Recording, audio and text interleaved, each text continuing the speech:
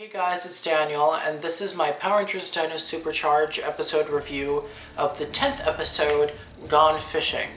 So this episode starts with some of the Rangers fishing for fun with Riley and his brother. Shelby and Coda are there as well. Matt caught a fish, and Riley goes over there and automatically wants to measure his fish and see who could catch the big fish. Matt is sort of turned off by this idea. He doesn't want a competition, he just wants to have fun fishing. But Riley really, I guess, wants to be competitive and wants to see who catches the bigger fish. Over at the command center, Ivan and Tyler are hanging out. They got some pictures of the fishing trip. There's no reason really of why they're not there, I don't think, unless I forgot. But believe it or not, the Graphite Ranger and the Aqua Ranger, Tyler's dad, ends up showing up for this episode, which definitely makes things interesting to see the whole team at this time together, because almost every episode is just like the 6th Ranger plus maybe the Purple Ranger, Miss Morgan, or of course Aqua or Graphite. While there, Miss Morgan gets a notification on her computer saying that something is hurling towards Earth, and ironically, of course, it's headed towards Amber Beach. So they headed straight towards the forest. There, the Rangers discover a capsule that crash landed, and automatically it turns on to this projection of our Silver Ranger this season. This is the first time we're seeing the Silver Ranger, and they've been on the lookout for the Silver Energem, so of course this is a bit of a relief for them to finally say, hey, it's in good hands, apparently, judging by what this guy's saying. He claims that his Zord, the Titano-Zord, is lost on Earth, and he can't call it because of how far away he is. Supposedly he's in space in another galaxy or a planet. And so it's up to the Rangers to look for the whereabouts of the Titano-Zord. And right before he's about to tell them the location of the Titano-Zord, a laser hits it and breaks it. They look around, and of course it's Fury and Snide who shot the capsule, which to me is kind of foolish considering it would have given them the location if they would have just stole it. But I guess they just don't want the Rangers to have it, or themselves to have it apparently. So of course the Rangers morph, and eventually the villains go away without the capsule, and Tyler picks up the capsule and they take it back to the command center. Well, Riley, Coda, Shelby, and Matt go fishing again. This time it's even more of a competition for Riley. Matt ends up hooking Chase's hat somehow, throws the line, and ends up hitting the can that they're aiming for. Riley said he cheated, and it's just like they're just not having it today. The two brothers are not getting along whatsoever.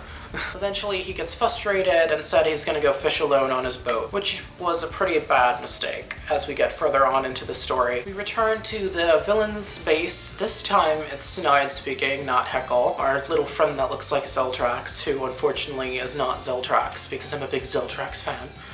He talks to them about their failure and then introduces a brand new monster called Hookbeard, which is quite interesting. He looks like a combination of different fishing appliances, and he has a hook for a beard, which makes the name kind of fit, I guess. And they're confident that Hookbeard could find the Titano-Zord with the power of his fishing rod that could emit electricity or something, that could maybe detect the Titano-Zord somehow, I guess. And of course he goes near the water where Matt is currently fishing alone in his boat, and Hookbeard ends up sending the line out and knocking Matt into the Titano-Zord, which is actually located underwater where the Rangers were fishing at earlier. And then we see Riley looking around for him, and Shelby and Coda end up finding his boat abandoned, except for his cowboy hat. And of course Riley freaks out and starts calling his name, going everywhere, not knowing where he is. While in the Zord, Matt actually calls Riley, which is interesting. I like how in Dino Charge and these Neo Saban seasons they're actually utilizing technology like tablets and phones, more so than the previous seasons. It's kind of more realistic. So he ends up calling him on his phone. Riley's like, where are you? What's going on? And Matt explains that he doesn't know where he is, but he's gonna take a picture of where he is. While Riley is talking to Matt on the phone, the monsters come along to help defend Hookbeard. Riley ends up getting the picture, and what we see is a little dinosaur emblem, probably resembling the Titano-Zord. Shelby ends up calling up Miss Morgan, and Miss Morgan confirms that she's getting readings under the sea. Miss Morgan ends up telling the other Rangers in the command center that she'll be making a charger to try to summon the Zord out of the water. Until then, they have to obviously defend Matt and the Zord from the villains that are trying to get to them. The Rangers morph, and then we get a battle sequence. Fury starts fighting the Red Ranger Tyler. Tyler's actually about to be defeated. I don't know why he didn't summon his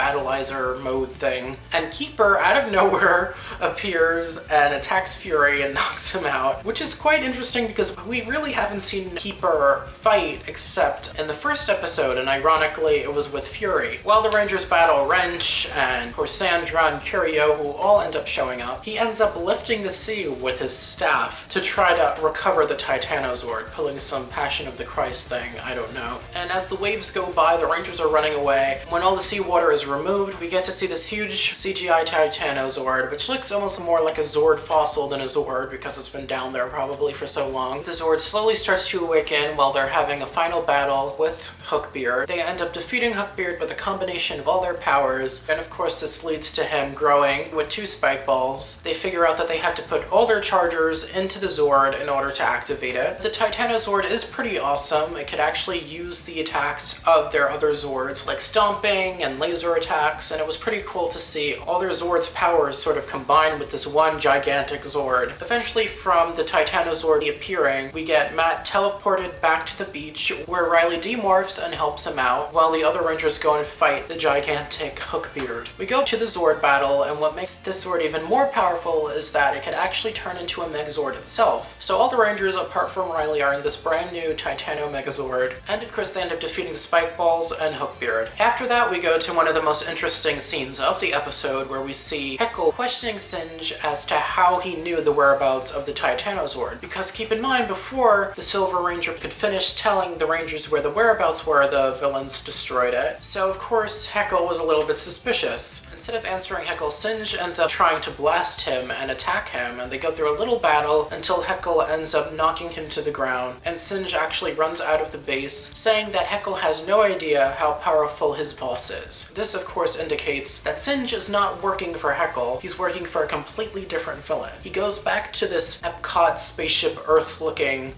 vessel, and he blasts off, presumably back to his boss's fortress, wherever that may be. Eventually Fury hears the commotion, walks in, and asks Heckle what's wrong. Heckle then asks Fury that the next time Fury sees Singe to completely destroy him. We go back to Keeper and the Rangers. Keeper uses his staff to summon the water back into the hole that used to be the lake, and then Tyler's father reveals that he's gonna go away a little bit more once again, probably because of lack of Sentai footage. And then we show Riley and Matt, and of course they end up apologizing and making up. And then the episode of course ends with Coda eating worms because he's a caveman. Overall, this episode was quite entertaining. This episode was definitely not filler like the previous one. This one, like a lot of people pointed out, should have been the mid-season premiere instead of the filler episode that we got last week. But then again, if that would have happened, the filler episode would have been the mid-season finale. So either way, we would have been, I guess, screwed out of a epic mid-season premiere or mid-season finale. This episode is very significant to the overall plot. We get introduced to not only the Titanozord, but also to the Titano Megazord. The villain's plot also progresses, with Heckle finally realizing that Singe is not necessarily on his side and that he has a separate agenda. The CGI for this episode was actually pretty good. I thought the introduction of the Zord was done in a very unique way. Having one of the character's siblings trapped in a Zord is actually quite an interesting concept that I'm surprised that they never did in previous seasons. And I appreciate how this episode links to the bigger plot and how it improved Riley's character a bit. If you guys enjoyed this video, I'd really appreciate if you give it a thumbs up. Also, if you want to see more videos like this, please click the subscribe button. I'm planning on doing more episode reviews of Dino SuperCharge as they air. And of course, you guys could follow me at blackandblue572 on Twitter and Instagram. Thank you guys so much for watching.